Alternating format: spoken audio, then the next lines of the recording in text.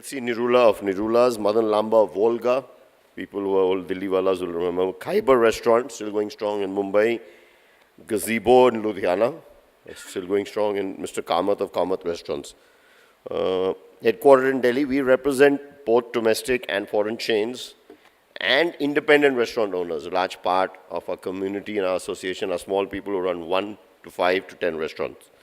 We're governed by a managing committee led by President and my colleagues. A couple of my committee members, office bearers are here. Mr. Nataloni of Flavors, Kabir of Burkos. And we have over 25 CEO restaurant owners who work on the committee. We work on various subcommittees. We also have a network of state and city chapters.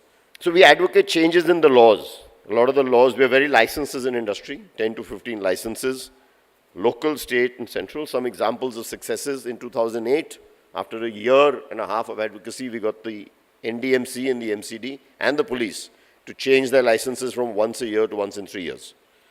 We the ones about 8-10 years ago who got the Commerce Ministry and the Finance Ministry to agree to get restaurants the facility of duty-free imports up to the extent of 10% of their foreign exchange earnings.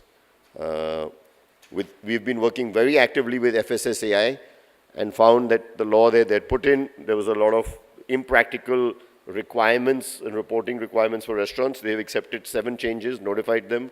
Another 7 will come out in a couple of weeks. So out of 20, 14, and took 6-8 months. So in Delhi, the closing time for restaurants till a few years ago was 11 p.m.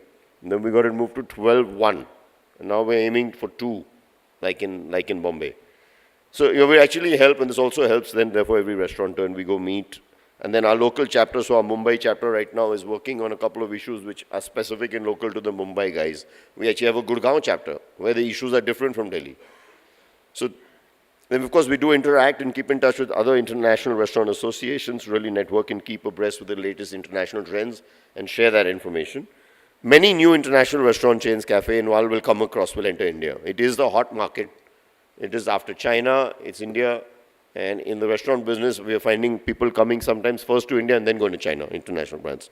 I think domestic chains will expand. New are coming in. The existing guys are all going to expand aggressively. I think regional Indian cuisine is on a pan-India basis is a growth, huge opportunity and a trend which is going to happen. To my mind and our mind in the industry, I think the segments we're looking at, which will really be the fastest growing, is kiosks, cafes, QSRs, and affordable casual dining. When I say affordable casual dining, I mean today 300 to 600-700, including food and a glass of beer. Okay? I'm not, then there's casual dining, which goes from 750 to 15, and then there's fine dining, which is 1500 to no limit. Some of the guys are charging crazy amounts. But this will, of course, lead to what? 2 things. Increased competition for good quality retail spaces, which is a challenge for us, the cost of real estate, and trained manpower, next big challenge. I think manpower was discussed yesterday.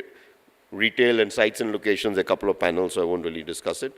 I think we will become a much larger contributor to the overall services industry in India's GDP.